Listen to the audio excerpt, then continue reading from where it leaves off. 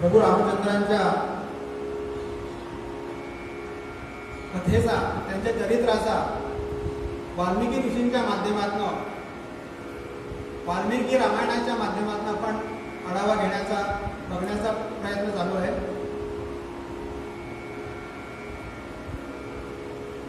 जवळजवळ सर्व संतांनाच रामाचं प्रेमाने राम ते पछाडलेले आहेत. एखादा संत असेल त्यांनी रामाचं गायन केलेलं नसेल.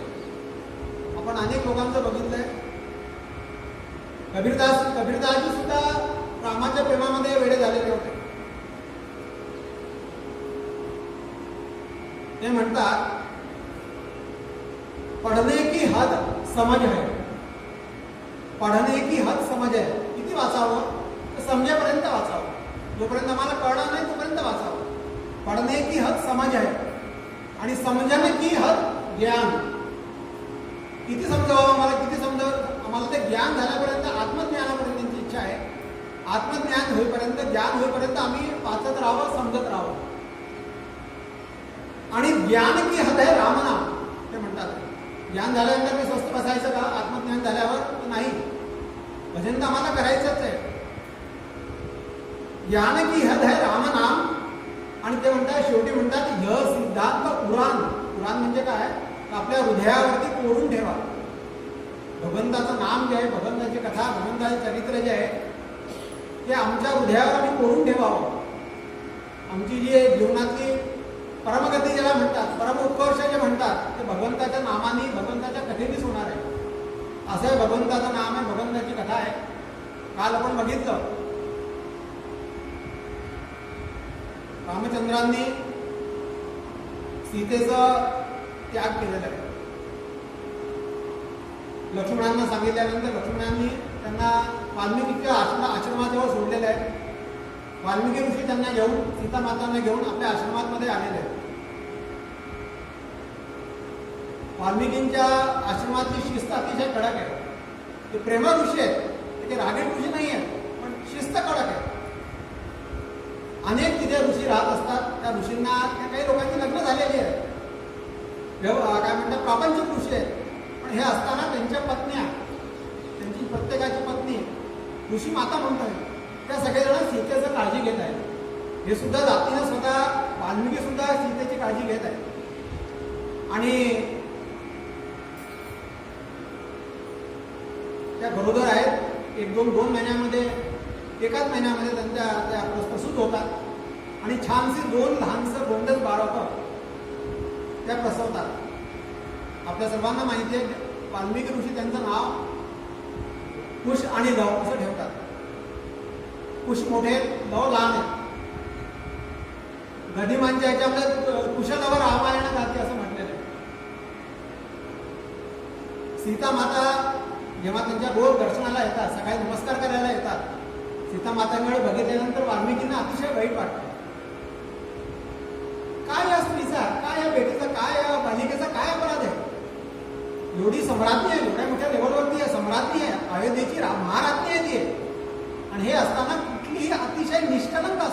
निष्पाप असताना, पतिव्रताची परमोत्कर्ष असताना, परमसीमा असताना तिच्या वाटेला आहे असं काय हवं? हिची काही चूक आहे का? काहीच चूक नाही आहे. मग रामचंद्रांची चूक आहे का? आणि त्यांना लक्षात येतं की आपल्या त्याच नामामुळे नारदांनी जेव्हा प्रभू रामचंद्रांचं राम राम राम नाव तुझं म्हणून सांगितलं होतं, त्यावेळेस नारदांनी हे खंडित सांगितलं होतं की रामाचा अवतार अजून पुढे व्हायचा आहे, पण तू नामाला आता सुरुवात कर. रामरायाचा जन्म नंतर, अवतार नंतर झालेला आहे. यांनी आधीच हे उद्धरून गेलेले आहेत आणि त्या नामावर अतिशय निष्ठा आहे यांची. रामाच्या चरित्रावर, रामाच्या कथेवरती, रामाच्या सगळ्या याच्यावर त्यांना अतिशय निष्ठा आहे. कुठल्याही बाबतीने त्यांना निशंक आहेत ते. पण असं असताना सुद्धा जेव्हा सीतेकडे बघतात ते, तेव्हा त्यांना मनात सारखं काहीतरी येतं आणि कुठेतरी मनामध्ये म्हणजे ते आत्मतृप्त आहे, हर्षी आहे. आणि इतकं असताना आता त्यांना कुठल्याही गोष्टीचं काही कमी नाही आहे. सगळं असताना सुद्धा सीतेकडे बघितल्यानंतर मनामध्ये सारखं काहीतरी छोटंसं शल्य बोलत असतं, हिच्यावर असा अन्याय का व्हावा? रामचंद्रांनी काही चूक केली का? वास्तविक रामचंद्र चूक करू शकत नाही. रामाचं जे राम काय म्हणतात त्याला धर्माची प्रतिकृती आहे. धर्मज्ञान वगैरे आता पुढे तो विषय येईल.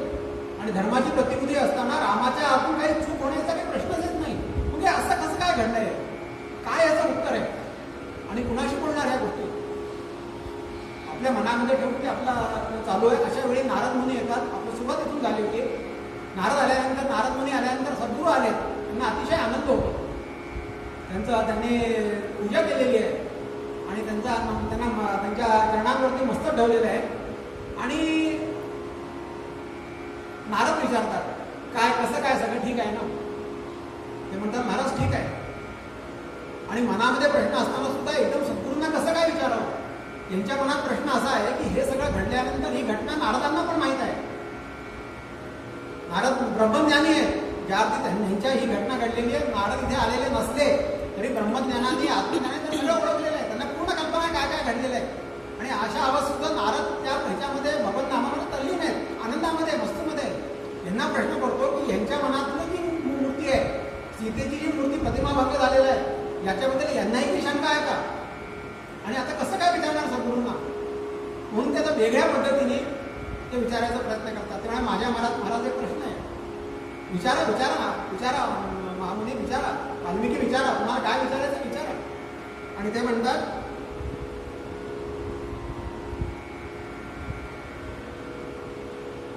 या इथे आता आपली संहिता सुरू होते बरं का. 7वा दिवस आहे. सगळ्या घटना वाल्मिकी रामायणाच्या प्रमाणेच आहे, पण मूळ संहितेला सुरुवात आज इथे होते.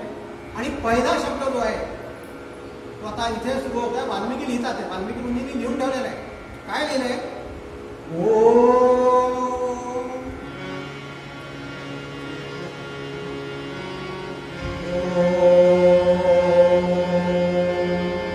आपण सर्व लोक एकदा हो म्हणा. तपस्वाध्याय निरतम तपस्वीं वामितां वरं नारदं परिपप्रच्छ वाल्मीकिं मुनिर्भूयः. ओम तपस्वाध्याय निरतम. ओम तपस्वाध्याय निरतम. तपस्वी वाग्विदां परम असा पहिली ओळ आहे. आणि पहिला सुरुवात जो होते तपापासून होते. पहिला शब्द जो आहे तो तप आहे. जगाच्या पाठीवरती, आपल्या पृथ्वी तलावरती, भूलोकावरती पहिला अक्षर जे आहे ते तप अक्षर आहे बरं का. ओम तप सुरुवात करतात. ओम तपस्वाध्याय निरतम म्हणजे काय? तर स्वाध्यायामध्ये, तपामध्ये, स्वतःच्या तपामध्ये निरत असलेले, म्हणजे मग्न असलेले, निपुण असलेले, सतत त्याच्यामध्ये रममाण असलेले, तपस्वी वाग्विदां परम. आणि ज्याच्यावरती तपस्वी आहेत ते बघा. पहिल्या ओळीमध्ये ही जगातली पहिली ओळ बरं का, लक्ष ठेवा. याच्यापूर्वी कुठलंही लिखाण झालेलं नाही आहे. कुठलंही लेखन स्वरूपामध्ये काहीही साहित्य उपलब्ध नाही आहे. पुन्हा पुन्हा मी सांगतोय, पृथ्वी तलावरचं, भूतलावरचं पहिलं अक्षर आहे, पहिली ओळ आहे. ओम तपस्वाध्याय निरतम. तपस्वी वाग्विदां परम. तपस्वी वाग्विदां परम म्हणजे काय? तपस्वी आहेत ते. तपस्वी आपल्याला माहिती आहे, तप करणारे आहेत. वाग्विदां परम म्हणजे सरस्वतीची ज्यांच्यावर पूर्ण कृपा आहे असे महर्षी देवर्षी नारद. बघा इकडे नारद देवर्षी आहेत आणि वाल्मिकी महर्षी आहेत. देवर्षी म्हणजे काय? जे देव पण आहेत आणि ऋषी पण आहेत ते देवर्षी. आणि जे महान आहेत पण ऋषी आहेत ते महर्षी. या दोघांचा संवाद चाललेला आहे, दोघं गुरु शिष्यांचा संवाद चाललेला आहे. आणि सुरुवात आपल्या संवादापासून इथे होते. नारदम परिप्रच्छ वाल्मिकी मुनीर पूर्वगम म्हणजे काय? मुनींमध्ये श्रेष्ठ असलेले वाल्मिकी, मुनींमध्ये श्रेष्ठ असलेले वाल्मिकींना नारदांना प्रश्न विचारत आहे. काय प्रश्न विचारलाय त्यांनी? थोडस आता काय आहे, आपण सगळे लोक कथा ऐकण्याकरता आलेले आहेत, मला कल्पना आहे. आम्हाला सगळे आपल्या सगळ्या लोकांची मागणी कथा पुढे वेळ वाढली पाहिजे. होतं काय, काही काही शब्द जे असतात ते थोडंसं बोलण्याची गरज आहे. तपाचा काय अर्थ आहे? आमचं पहिलं जे आमचं काय म्हणतात त्याला जो ग्रंथ आहे, आमचा महान ग्रंथ जो आहे गोपी जलावरचा, तो आमचं पहिला अक्षर त्याचा तप सांगितलेला आहे. तप याचा अर्थ अपेक्षा आहे त्यांची, मुनींची, की आम्ही प्रत्येकाने तप करावं. प्रत्येक माणसाने, जन्म घेतलेल्या प्रत्येक प्राण्याने, मनुष्याने, जनावरांकरता नाही आहे, इतर प्राण्यांकरता नाही आहे, प्रत्येक मनुष्याने तपामध्ये राहिलं पाहिजे. तपामध्ये राहिलं पाहिजे म्हणजे काय? आम्ही काय त्यांच्यासारखं जंगलात जायचं का? आम्ही आपल्याला काय त्यांना ते वाल्मिक झाले आम्ही होऊ शक्य नाही आम्हाला. पण आम्ही आमच्या गृहस्थ आश्रम आचरण करत असताना, आमच्या घरात राहत असताना देखील आम्ही तप करू शकतो. काही तप आहे, वाचिक तप आहे, मानसिक तप आहे, तीन प्रकार आहे. मनाने आम्ही तप करू शकतो. मनाने सुद्धा दुसऱ्याच्या बद्दल काही वाईट न चिंतन, हे सुद्धा मानसिक तप आहे. वाचिक तप आहे, आम्ही आमची वाचा शुद्ध ठेवू शकतो, सुंदर ठेवू शकतो, गोड ठेवू शकतो. आम्ही कुणाला चांगलं करू शकत नाही, आम्ही 2 पैसे खर्च करू शकत नाही, किमान गोड तर करू शकतो. आमच्या शब्दांनी कुणाला दुखावलं जाणार नाही एवढं तर आम्ही करू शकतो की नाही? मानसिक तप आहे, वाचिक तप आहे, कायिक तप आहे. भगवंताने मला ही काया दिलेली आहे. समर्थ म्हणतात, ज्याने अन्न दिले पोटासी, शरीर विकावे लागे त्यासी. जो आम्हाला खायला देतो ना, म्हणजे आमची नोकरी असते ना, मग आमचा तो साहेब असो, आमची नोकरी प्रायव्हेट असो, आमचा जो बॉस असो, तो आम्हाला खायला देतो, त्याच्या माध्यमातून आम्हाला आमचा पगार मिळत असतो. जो अन्न देतो पोटासी, आम्हाला जो पोटाला अन्न देतो ना, शरीर रिकामे लागे त्यासी, आम्ही त्याच्याकरता शरीराने बांधले गेलेलो आहोत. आता हल्लीच जाऊन द्या की हल्ली आमचं ऑनलाईन चालू आहे. बाकी आमची तिथे प्रेझेन्स, फिजिकल प्रेझेन्स गरजेची आहे. मी म्हणेन की माझ्या घरी बसलेलो आहे आणि मी तुमचंच काम करतो, काही हरकत नाही. मी ऑफिसमध्ये नाही येणार आहात, मी घरूनच करतोय, चालणार नाही. म्हणजे सकाळी 8 वाजल्यापासून 10 वाजता पोहोचायचं, 10 वाजता पोहोचायचं ते 12 वाजता, संध्याकाळी 6 वाजो, 5 वाजो, 8 वाजेपर्यंत किमान 8 तास द्यायचेच आहे. शरीर विकावे लागेल त्याचे. आणि ज्याने आम्हाला शरीर सुंदर दिलं आहे त्याला कसा विसरतो? समर्थ म्हणतात आम्हाला त्याच्याबद्दल काही वाटतच नाही का? तपाचा अनेक प्रकार सांगितले. तप म्हणजे काय? 12 वर्ष, थोडक्यात सांगतो, पुढे जातो. तप म्हणजे काय? 12 वर्ष. 12 वर्षाच्या कालावधीला तप असं म्हणतात. आम्ही बघा, जेव्हा आम्ही मुलगा जेव्हा शिकायला जातो पहिलीपासून, तेव्हा तर 11वी 12वी झाला तो, की आम्ही त्याला म्हणतो की त्याचा तप झालेला आहे, तो थोडा शिकलाय. 12वी पर्यंत कुठली गणनाच नाहीये. शिकला काय, 8वी फेल झाला काय, 9वी पास झाला काय, काही कोणी विचारणार नाही. 12वी झाल्यानंतर हो त्याला शाळा शिकलाय, किमान शाळा शिकलेला. कॉलेजमध्ये नाही गेला, पण मॅट्रिक आपण म्हणतो किमान मॅट्रिक होता तो. म्हणजे 12 वर्षाचा हा कालावधी सांगितलाय. 12 वर्ष आम्ही कुठेतरी तपस्या गरजेची आहे, पहिली गोष्ट. आणि तप म्हणजे काय? तर तप म्हणजे आम्ही, जसं आमचं निद्रा आहे, आमचा आहार आहे, आमचं भय आहे, आमचे जे विलास आहेत, या गोष्टींवरती आम्ही स्वतःच आपल्या मनाने, आपल्या बिना कुणाला विचारतात, आमच्या शरीराच्या पद्धतीनं म्हणा, आमच्या मनाच्या ठेवणीप्रमाणे म्हणा, नियम बांधून घ्यायला पाहिजे.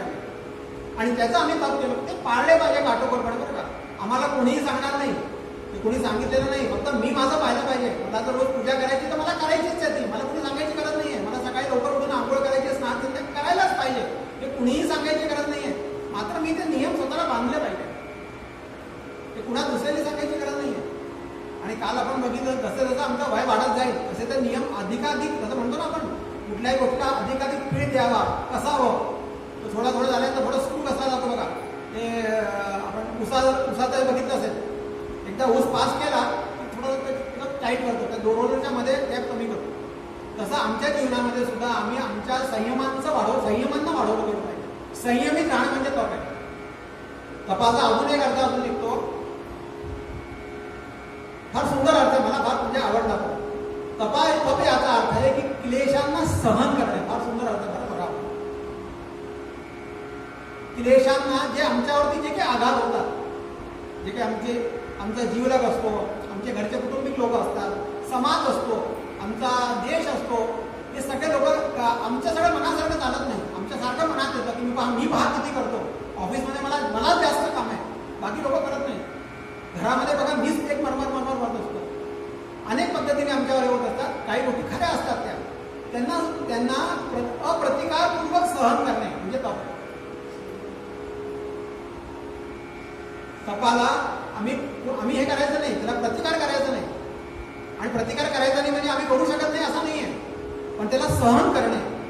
त्याचं कारण असं आहे की जी प्रतिकारामध्ये जी आमची शक्ती, जी आमची ऊर्जा, जी आमची हे निघून जाणार आहे, तिला न करता आम्ही स्वतःवर केंद्रित करणे. आणि जे काही मी सांगतो आपल्याला, अनेक लोकांचं बघताना समर्थांनी सगळ्या लोकांनी तर केलंच आहे. श्रीधर स्वामी, भगवान श्रीधर स्वामी सारख्यांनी किती टेस्ट सहन केले. आपल्याला आश्चर्य वाटेल, समर्थांच्या ठिकाणी जेव्हा ते तिथे गेले तेव्हा लोक त्यांना आतमध्ये येऊ देईना. साधं श्रीधर म्हणून त्यांचं नाव होतं. जे कोणी काम करत असेल ते काम त्यांनी केलेलं आहे. आपल्या आबा महाराजांचे वडील लक्ष्मण महाराज, ज्यांना ही मारुतीरायाची मूर्ती मिळालेली आहे, ज्यांच्या कृपेने मठाची स्थापना झालेली आहे, त्यांच्याबद्दल सांगतात की जेव्हा ते लहान होते, घरामध्ये एका कार्यक्रमाच्या वेळी एका काय म्हणतात त्याला आपलं कुळधर्माच्या वेळी घरात भाऊजाईकडनं त्यांनी तूप मागितलं. भाऊजाईने नकार दिला आणि म्हणाले लाज वाटत नाही का, काही कामधामा करत नाही, नुसतं तूप पाहिजे, पुरणाची पोळी पाहिजे. रात्री निघाले, गडावरती आले आणि गडावर त्यांनी स्वच्छता, झाडलोट, नीच दासत्वाची गोडी समर्थ म्हणताय. 2 ठिकाणी समर्थांनी अनेक ठिकाणी उल्लेख केले, नीच दासत्व. ते समर्थांनी त्यांनी तो काम झाडू लोट करणे आणि रात्री त्यांनी जेव्हा पप करत तो तासभर वाचणे, पूर्ण दिवसभर हे करणे, काय म्हणतात मेहनत करणे, काम पडेल ते काम करणे. आणि समर्थांची कृपा झाली, समर्थांचं प्रत्यक्ष दर्शन झालं. थोडासा विषय आपला विषयांतर होत आहे, पण काही महत्त्वाच्या गोष्टी आहेत. असा तपाची अतिशय गरज आहे. आणि त्याच्यामुळे ज्या मुलाला बोलता येत नव्हतं, ज्या लक्ष्मण महाराजांना लहानपणी बोलता येत नव्हतं, चालता येतो, वागता येत नव्हतं, ते मोठे संत झाले. आणि संपूर्ण उत्तर भारतामध्ये त्यांनी या प्रचार प्रसार केला आणि अतिशय नावलौकिक कमवला. तपस्वाध्याय निरतम, तपस्वी, पुन्हा तपस्वी शब्द आलाय. म्हणजे 2 ठिकाणी त्यांनी तपस्वी केल्यामुळे त्यांचं सारखं वाल्मिकी मुनींचं म्हणणं असं आहे, कुठेतरी त्यांचं हे इंटेन्शन दिसतंय, कुठेतरी त्यांचा आम्हाला काय म्हणतात एक आग्रह दिसतोय, तात्पर्य दिसतंय की आम्ही तपाचरणाकडे वळावं. मला वाटतं आपण जे रामकथा करतो आहोत, आपल्या सूत्र जी पाहिजे जीवनाची ना, ती यात अशी मिळतात. आमचं जीवन तपनिष्ठ पाहिजे, कुणालाही सांगायची गरज नाही. मला कळलं पाहिजे की मी अमुक करतोय ते बरोबर आहे का, अमुक करतोय ते चूक आहे का. आज मी चूक केली, आज मी ते पाळलं नाही, तर मला कळलं पाहिजे की आज मी त्याचं पालन केलं नाहीये, त्याचं प्रायश्चित्त आहे. ते स्वतःवर बंधनं घालायची आहेत, कुणाला सांगण्याकरता नाही आहेत.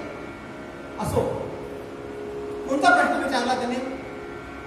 ओम तपस्वाध्याय निरतम तपस्वी वाग्विदांबरम नारदम परिपप्रच्छ वाल्मिकी मुनी पुंगवून. काय विचारलं त्यांनी नारदांना? वाल्मिकी मुनींनी काय विचारलं ते विचारतायत. कोन्नस्मिन् सांप्रत लोके गुणवान कश्च वीर्यवान धर्मज्ञश्च कृतज्ञश्च सत्यवाको दृढव्रता श्रीराम. काय विचारलं त्यांनी? कोन्नस्मिन् सांप्रत लोके. सांप्रत लोके याचा अर्थ सध्या. आपली अशी एक समजूत आहे की वाल्मिकींनी आधी रामायण लिहिलं आणि नंतर रामावतार झाला. वाल्मिकी रामायण आपण बघितल्यानंतर लक्षात येतं की रामावतार झालेला आहे.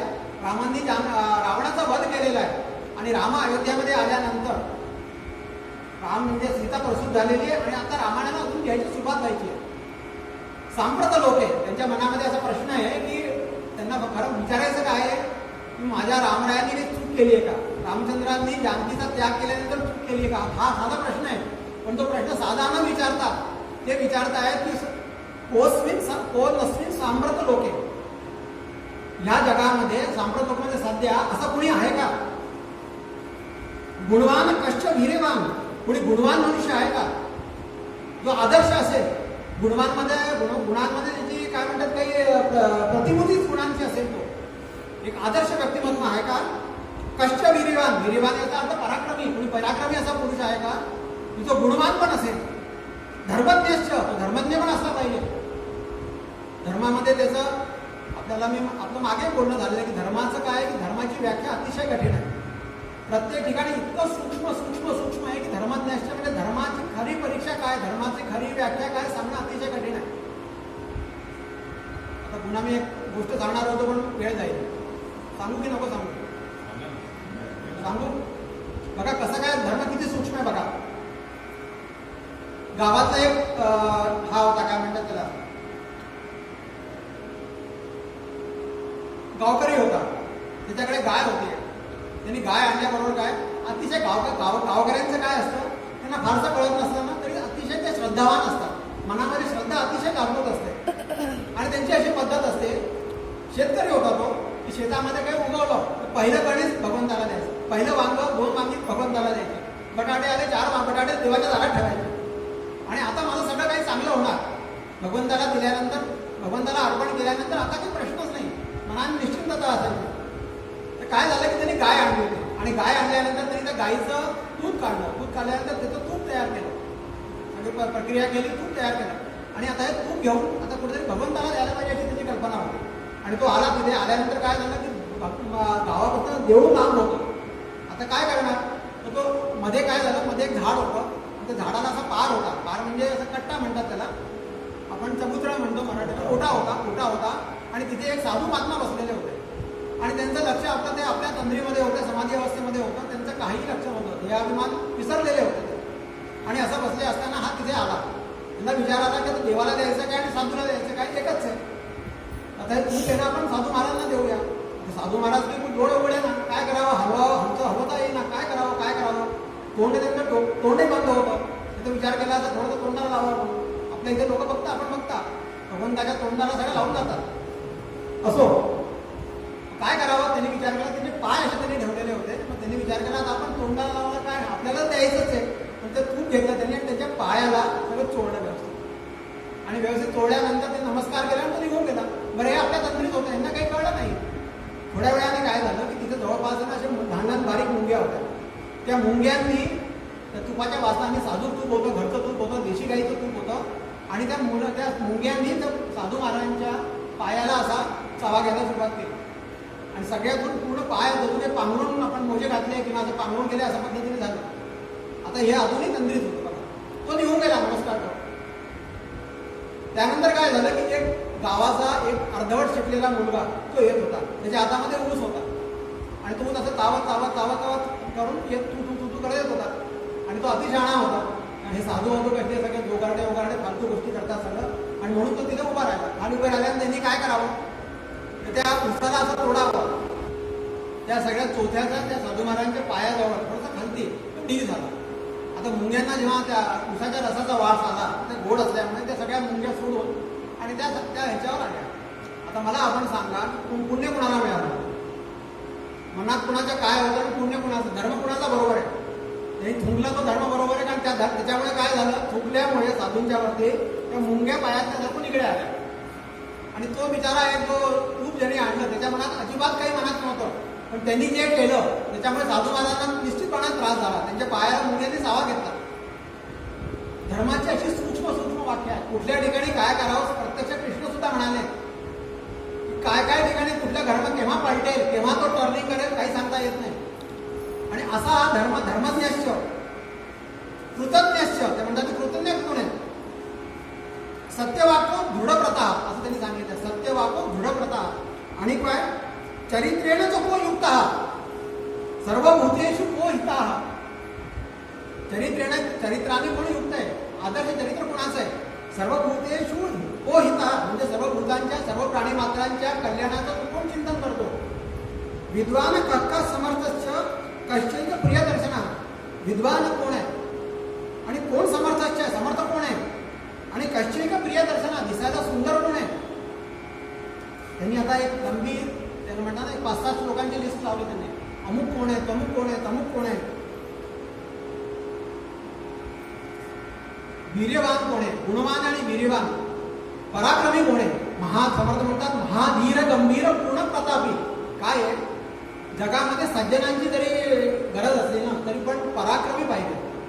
काय होतं, सज्जन लोक जे असतात ना ते बहुतेक त्यांच्याकडे पराक्रम नसतो. ते घरी बसून 4 गोष्टी सांगले ना युक्तीच्या 4 त्यांनी काहीही होत नाही. कारण दुर्जनांचं निर्धारण करायचं असलं, दुर्जनांचा जो काय म्हणतात समाजात दुर्जनांना जर कमी करायचं असलं त्याच्याकरता शक्तीची गरज आहे. आणि दुर्दैवाने सज्जन लोकांकडे शक्ती नसते. सज्जन पण पाहिजे आणि शक्तिमान पण पाहिजे. असा कोण आहे, असं त्यांनी अनेक प्रश्न त्यांनी विचारले. त्यांच्या मनामध्ये प्रश्न आहे.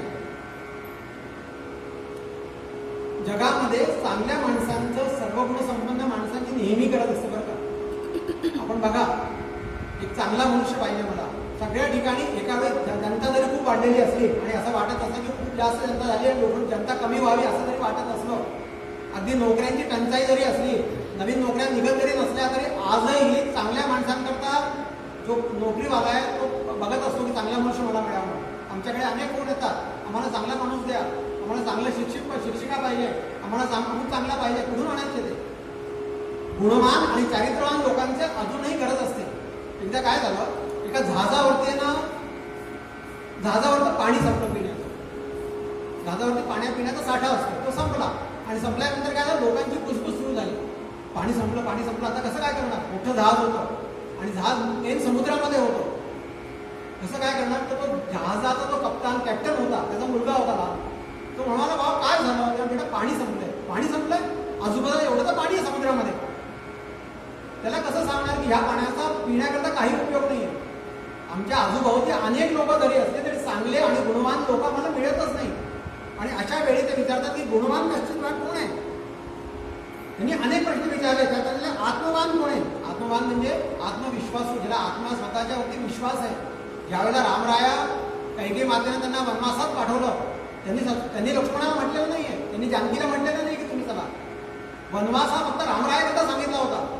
जे दोघं जण बरोबर आले ते दोघांनाही म्हणाले की तुम्ही चलू नको. सीतेला म्हणाले की तू इथे राहा, तुला वनवासाची गरज नाही, मला करायचं आहे वनवास. लक्ष्मणजींनी ऐकलं नाही, तू चलू नकोस. नाही, मला चालायला पाहिजे. एकटे सामर्थ्यवान होते, एकटे आत्मविश्वास होता त्यांना. जे काही जंगलामध्ये मला जे काही राक्षस म्हणा किंवा जे काही मला विपत्त्या येतील त्या सगळ्यांचं समर्थन, काय म्हणतात त्याला, निर्धारण करण्याची ताकद, शक्ती माझ्यामध्ये आहे. विश्वास आहे, आत्मविश्वास आहे. जितक्रोध याचा अर्थ काय आहे? जो जितक्रोध याचा अर्थ जो बलवान असतो ना, बलिष्ठ असतो ना, त्याला क्रोध फार येतो. बघा, आपण बघा, एखादा पहिलवान किंवा एखादा हा असता ना WWE वाला, खावडी गिळू करत राहतो सारखा. ज्याच्याजवळ शक्ती नाही आहे ना, त्याला क्रोध येत नाही. त्यांनाही क्रोध येतो म्हणा, शक्ती नसतानाही क्रोध येतो, पण शक्ती असल्यानंतर क्रोधाचं काही लिमिटच नाही आहे.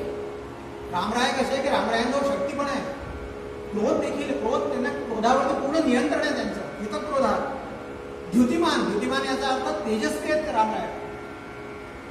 आणि आणखीन श्लोकामध्ये येतं अनसूयक, एक सुंदर एक आलेलं आहे. बघा, भगवंताच्या गुणांची संपूर्ण यादी आहे बरं काय. भगवंता एक रामराय जे आहे ना, सद्गुणांचे धाम आहेत. सद्गुण रामरायांकडे निघाले, दोन काही एका ठिकाणून निघावे गुण, फॅक्टरी असावी, त्याबद्दल रामरायांकडनं अनेक गुण निघालेले आहेत. आणि त्या सद्गुणांमध्ये अनसूयक असा एक शब्द येतो. अनसूयक म्हणजे काय? तो कुणावरही असूया करत नाही. काय असतं, कुणाचं चांगलं झालेलं आहे. बघा, एखादं वाईट झालं, कुणाकडे काही घटना घडल्यानंतर 4 लोक गोळा होतात, काही प्रश्नच नाही आहे. प्रत्येकाला वाईट वाटतं की याच्यावर असं व्हायला नको, लोक मदत करतात, दवाखान्यात जातात वगैरे वगैरे असतं. पण कुणाकडे काही चांगलं घडलं, कुणी काही एखादी गाडी घेतली चांगली, तर मग लोक येतात बघायला. पण त्यावेळेला मनामध्ये प्रत्येकाच्या आहे असं की अशी आपल्याकडे असायला हवी होती. आता काही गरज होती का गाडी घ्यायची? प्रत्येकाला असं वाटतं की त्याच्या गाडीमुळे खरं म्हणजे माझं काही गेलेलं नाही, माझा पैसा त्यांनी घेतलेली नाही आहे, त्यांनी स्वतःचा पैसा खर्च केलेला आहे, एखादा चांगला बांगला बांधला आहे त्यांनी. पण मला उगीच असं वाटतं, आता काय गरज होती, एवढं मार्बल लावायची काय गरज होती, टाईल्स लावणं गरजेचं होतं का? मनामध्ये हेवेची एक भावना असते. आम्हाला साहजिकच प्रत्येकावरती आमचा हेवा असतो, कुठेतरी मनामध्ये ते असतं. रामराय अनुसूयक आहेत, कुणाचंही चांगलं झालेलं आहे, त्यांना अतिशय आनंद होत आहे, त्यांना कुठल्याही प्रकारचा त्यांना त्याच्याची हेवा नाहीये, असूया नाहीये, असे रामराय आहेत. असे अनेक प्रश्न ते विचारतात आणि त्यांनी सद्गुणांचं वर्णन केलेलं आहे. आणि ते विचारतात की गुरुदेव मला हे सांगा की असा सर्व काय म्हणतात गुणांनी युक्त असा कोणी पुरुष तुम्हाला माहिती आहे का? सध्या बरं का, सांप्रतम लोक असं म्हटलेलं आहे. पूर्वीचं नाही, मागे झालेलं नको सांगू नका, पुढे होणार आहे ते सांगू नका, हल्ली आहे का? संप्रती याचा अर्थ सध्या. आणि असं म्हणतात, आणि तो श्लोक ते म्हणतात, एतच्छामह्यं श्रोतुं परम कौतूहलं मे महर्षे त्वं समर्थोसी ज्ञातुं मेव युधं नरम. नरम हा शब्द वापरलाय त्यांनी. मला असा सर्व गुणांनी युक्त असा कोणी मला पुरुष आहे का हल्ली? सांप्रत लोक आहे, हल्ली कोणी आहे का? आणि नारद हे ऐकून नारदांना अतिशय आनंद होतो. कारण म्हणजे सद्गुरू आहेत ते, आपल्या शिष्याच्या मनामध्ये काय चाललेलं आहे याची कल्पना त्यांना आहेच ते. पण जेव्हा ते विचारतात तेव्हा त्यांना अतिशय आनंद होतो. वा वा वा, वाल्मिकी तुम्ही फार सुंदर प्रश्न विचारला मला, याचं उत्तर ऐका. ऐका.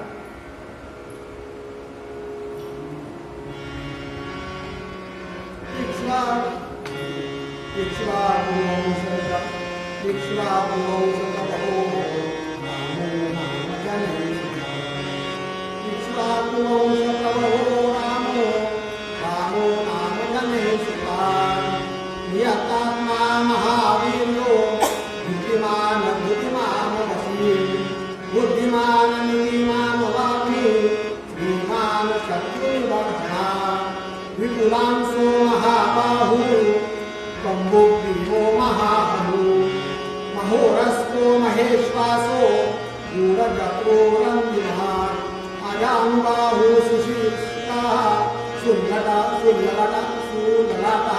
सुविक्रमः धर्मज्ञ सत्यसङ्गश्च प्रजानां च हितेरतः यशस्वी ज्ञानसम्पन्न चितिर्वश्य समाधिमान्. वाल्मिकी तुम्ही तर मला फार कमी गुणांची गोष्टी केली हो. आपल्याकडे असा पुरुष आहे की ज्याच्याकडे अजून ह्याच्यापेक्षा अधिक गुण आहेत, अनेक गुण आहेत. कोणी सांगू का? इक्ष्वाकू वंश प्रभो, इक्ष्वाकू वंशामध्ये जन्म झालेला रामो नाम जनैश्रुता, त्याचं नाम राम आहे, श्रीराम नाम आहे त्यांचं, जनैश्रुता. सगळे लोक त्याला राम नावाने ओळखत असतात.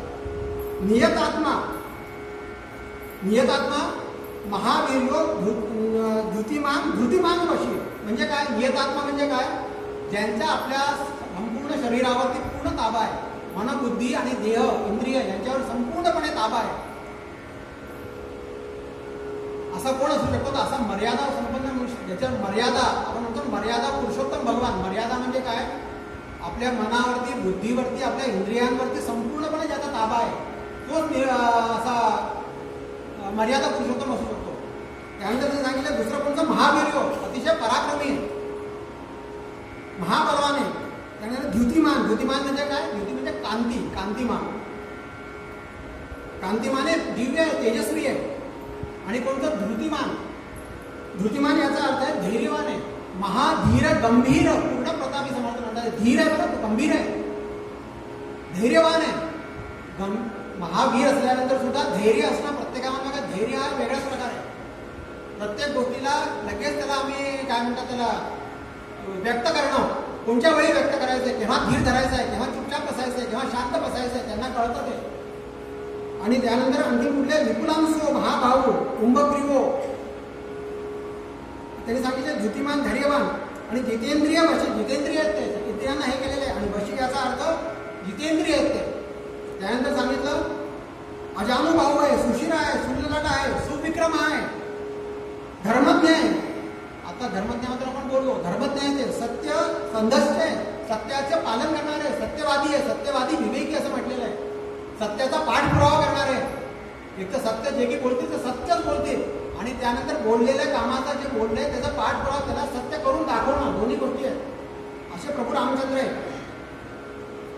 प्रजानांच्या हिते रथः, आणि इतकं असताना सुद्धा बुद्धिमान आहेत ते, नीतिमान आहेत. पुढच्या एका येतो वाग्मी आहे. नीतिमान म्हणजे काय? नीतिज्ञ आहे, सन्नीतीने चालणारे. नीती म्हणजे जीवनाचे जे मूल्य, आमचे जीवन मूल्य आहे त्यांच्या जोपासना करणारे, त्यांना जपणारे. वाग्मी, वाग्मी याचा अर्थ बोलण्यामध्ये चतुर आहेत ते, सवाग्मी भवती आपण म्हणतो, बोलण्यामध्ये चतुर आहेत. श्रीमान म्हणजे याचा अर्थ शोभायमान आहेत. शत्रू निवारणा म्हणजे काय? शत्रूंचे संहारक आहेत. असे अनेक, म्हणजे किती आहेत सांगू का? किती गुण आहेत सांगितले तर आपल्याला सांगतो. जवळजवळ 28 काय म्हणतात त्याला, 28 त्यांच्या मर्यादा सांगितलेल्या आहेत संपूर्ण रामायणामध्ये. संपूर्ण काय म्हणतात वाल्मिकी रामायणामध्ये आपण बघितलं, त्यांचं बालकांडाचं बघितलं, आयुधकांडाचं पहिल्यासारखेचं बघितलं, त्यांच्या गुणांची यादी दिली आहे. 68 ते 64 ते 68 गुणांची यादी दिलेली आहे. आम्हाला हे गुण असतात त्याची कल्पना पण नाही आहे. आणि त्या सर्व गुणांचे, गुणाने युक्त, गुणसंपन्न असे प्रभू रामचंद्र आहे. गुणांचे धाम आहे, त्या सद्गुणांचे सगळे धाम असे प्रभू प्रभू रामचंद्र आहेत. मर्यादा म्हणजे किती 28 मर्यादांचं निवेदन आलेलं आहे त्याच्यामध्ये. मर्यादा पुरुषोत्तम भगवान आहे आणि असा सर्वांची युक्त असणारा मर्यादा पुरुषोत्तम भगवान आहे असं नारद वाल्मिकींना सांगतात. आणि वाल्मिकींना अतिशय आनंद होतो आणि त्यांच्या मनातला जो प्रश्न आहे की इतकं करत असताना रामराय कुठे चुकले का, किंवा रामराय अजूनही त्या स्थानावर माझ्या हृदयस्थानावर तर आहे पण सद्गुरूंच्याही हृदयस्थानावर त्यांचा अजूनही तेवढीच पकड आहे का. त्यांना कल्पना येते की आपण काहीतरी आपल्या मनातलं रामराय कधीही चुकू शकत नाही. प्रभू रामचंद्रांची कुठलीही चूक नाही आहे. त्यांनी जो निर्णय घेतलेला आहे तो एका विशिष्ट पातळीवर घेतलेला आहे. बघा, राजा रामचंद्रांनी राणी सीतेचा त्याग केलाय बरं का. ते बघा, राजसिंहासनावर बसण्यास योग्य नाही असं अयोध्येच्या जनांनी सांगितलंय. राम म्हणतात की राजसिंहाच्या अयोध्येच्या सिंहासनाच्या ह्याच्याकरता प्रतिष्ठेकरता मी त्याग करतोय. सीतेचा त्याग रामराय कधी करू शकत नाही. ज्यावेळी सीतेचा त्याग केलाय, काल आपण बघितलं, त्यावेळी ती सीता यांना म्हणते की मला रामचंद्रांची पूर्ण कल्पना आहे, ते माझा कधी त्याग करू शकणार नाही. त्यांनी माझ्यावर हा अन्याय त्यांनी माझ्यावर नाही केलाय, त्यांनी स्वतःवर करून घेतलेला आहे. बघा, मला माझा त्याग करून, कारण माझ्याशिवाय त्यांना जगणं मला कल्पना किती कठीण होणार आहे. संपूर्ण जीवनामध्ये रामचंद्र पुन्हा कधी हसलेलेच नाहीये आणि हा त्याग जो केलाय त्यांनी स्वतःवरती अन्याय केलेला आहे, स्वतःवरती हे केलेलं आहे. म्हणजे असे रामचंद्र आहे. यांचं जेव्हा इतक्या गोष्टींचं ऐकतात त्या वाल्मिकींना अतिशय आनंद होतो. दोघांचे संवाद होतात, पुन्हा ते नमस्कार करतात आणि वाल्मिकी मुनी आपल्या काय म्हणतात पुढच्या कार्याकरता निघून जातात. नारायण नारायण करून निघून जातात. वाल्मिकी म्हणतात का, क्षमा का, वाल्मिकी तिथेच राहतात. नारद मुनी आपल्या पुढच्या कार्याकरता, भगवंताच्या प्रचार प्रसाराकरता, सर्व लोकांचं चांगलं करण्याकरता, सर्व लोक इथे राहतात, सर्व लोकांची कल्याणाची भावना मनामध्ये आहे आणि ते निघून जातात. समर्थांनी सुद्धा आहे ना या सद्गुणांचं समर्थांना अतिशय कौतुक आहे बरं का. समर्थ म्हणतात ना, उत्कट भव्य त्याची घ्यावे, मिळमीत अवघेची टाकावे. समर्थांनी हा सगळं प्रकार जो बघितला आहे ना, सगळं त्यांची मनस्थिती जी आहे ना, प्रभू रामचंद्रांकडे बघितल्यानंतर, त्यांचा पूर्ण अभ्यास केल्यानंतरच तयार झालेली आहे. समर्थांनी आपल्याला माहित असेल, कोमळ वाचा दे रे राम म्हणतो आपण, कितीतरी गुण आहेत त्याच्यात. कोमळ वाचा दे रे राम, विमळ करणी दे रे राम, प्रसंग ओळखी दे रे राम, धूर्त काळामध्ये दे रे राम, हितकारक मध्ये दे रे राम, जनसुखकारक दे रे राम, अखंड पारक दे रे राम, भोजन मैत्री दे रे राम, विद्यावैभव दे रे राम, उदासीनता दे रे राम, मांग किती किती किती म्हणून त्यांनी सांगितले. पावनभिक्षा दे रे राम, संगीत गायन दे रे राम, अलाप गोडी दे. हे कुठून दे रे राम, कुठून दे रे राम, कुणाकडनं मागायचं. ज्याच्याकडे आहे त्याच्याकडनं मागायचं, ज्याच्याकडे नाहीच आहे त्याच्याकडे मागून काय घेणार तुम्ही. आमच्याकडे आला आपलं कुठून दे रे राम, कुठून देऊ तुम्हाला. रामरायांकडे, रामराया म्हणजे सगळं सद्गुणांचे धाम आहेत. समर्थांनी हे सगळं त्यांच्याकडे ह्या करता मागितलेलं आहे. त्यांची प्रार्थना या करता केलेली की त्यांच्याकडे या सगळ्या गुणांचा सगळा खजिना त्यांच्याकडे आहे. किंबहुना तिथून त्यांच्या इथून गुणांची निर्मिती त्यांच्यापासून आहे. असं हे दिव्य भव्य चरित्र आहे. आणि समर्थ म्हणतात ऐसा पुरुष धारणेचा, समर्थ म्हणतात ऐसा पुरुष धारणेचा तोची आधार बहुतांचा, आणि दास म्हणे रघुनाथाचा गुण घ्यावा. भगवंताचा, रामरायाचा गुण प्रत्येकाने घ्यावा. आमच्या कथेचा जे आम्ही कथा चालली आहे, परमेश्वराच्या गुणांचा थोडा तरी आम्ही काय बघा, आम्ही अपूर्ण आहोत आणि तो परिपूर्ण आहे. पूर्णमिद पूर्णात पूर्ण मुदच्यते, पूर्णस्य पूर्णमादाय पूर्णमेवावशिष्यते. त्याच्यामध्ये आम्ही त्याला पूजा केली काय, त्याला नैवेद्य दाखवला काय, त्याला बर्फी दाखवली काय, अनारसे दाखवले काय, त्याला काही फरक पडायचा नाहीये. तो पूर्ण आहे, मात्र आम्ही अपूर्ण आहोत. अपूर्णाकडनं आमच्या पूर्णत्वाकडे काय म्हणतात त्याला प्रवास आहे. समर्थ म्हणतात ना, आनंदाचा शोध घेण्याकरता निघालोय. आमचा प्रवास जो आहे तो आनंदाचा प्रवास आहे. म्हणून आम्हाला या सगळ्या गोष्टींची गरज आहे. आम्हाला त्या सद्गुणांची आम्हाला त्याचा काय म्हणतात त्याला अभ्यास केला पाहिजे. त्यांच्या सद्गुणांकडे त्याच्याकडे मागणी केली पाहिजे. त्यांची जोपासना आम्हाला करायला पाहिजे. असो, यानंतरचा प्रसंग असा की आता वाल्मिकी शांत झाले बरं का. वाल्मिकींचं आता मन एकदम प्रसन्न आहे. आधीच प्रसन्न होते, ते आत्मतृप्त होते, महामुनी आहेत ते. पण मनामध्ये कुठेतरी शंका होती. त्या शंकेचं आता पूर्णपणे निर्धारण झालेलं आहे आणि आपल्या भगवंताच्या रामनामाच्या ह्याच्यामध्ये ते आता मस्त आहे, एकदम छान झालेलं आहे. आणि दुसऱ्या दिवशी सकाळच्या वेळेला नारद मुनी आपल्या लिहून गेले आपल्या यथास्थानी. आपल्या शिष्याचे भरद्वाज मुनी आहेत, त्यांना घेऊन ते भऱ्या पहाटे ते आता तमसेच्या तीरावर येतात. तमसा नदी म्हणजे काय, गंगेचा किनारा आहे. त्या गंगेच्या किनाऱ्यावर अजून थोडंसं पुढे गेल्यानंतर तमस नदी आहे, तमसा नदी आहे. त्या तमसा नदीच्या किनाऱ्यावरती भऱ्या पहाटे अजून उषक काळ झालेला आहे आणि आता प्रसन्न मनाने रात्रीची झोप छान झालेली आहे. आपल्या मनाची शंका, पण बघा आमच्या मनात काही विकल्प असला, शंका असली, जेव्हा त्याचं निर्धारण होतो आम्ही किती मनाने शांत होऊन जातो. वाल्मिकी मुनी पण आता शांत झालेले आहेत आणि भरद्वाज मुनींना घेऊन आता म्हणजे त्यांच्या कमंडलू आहे. भरद्वाज मुनींनी त्यांची वल्गना हातामध्ये घेतलेली आहे आणि आता तमसेच्या तीरावरती सकाळी स्नान करता येतात आणि ते म्हणतात कमंडलू ते खाली ठेवतात. भरद्वाज मुनींना आपल्या शिष्यांना म्हणतात, भरद्वाजा मला माझी वल्गना दे. आता या प्रसन्न ह्याच्यामध्ये आता मी तमसेवरती ते आंघोळ करून घेतो. आणि तमसेचा घाट कसा आहे, त्या तमसा नदी सुद्धा त्यांना तर आज वेगळंच काही दिसते, आज आणखी अधिक सुंदर दिसते. काय मनात त्याचं प्रसन्नता असलेले सगळं चांगले आहे. मन संगा तर कटोरी मी गंगा. आज तमसा नदी रोजची नदी आहे, ती रोज तिथे आंघोळीला येतात ते, पण आजचं तमसा नदीचं जे सौंदर्य आहे त्यांना आज वेगळंच वाटतं काहीतरी.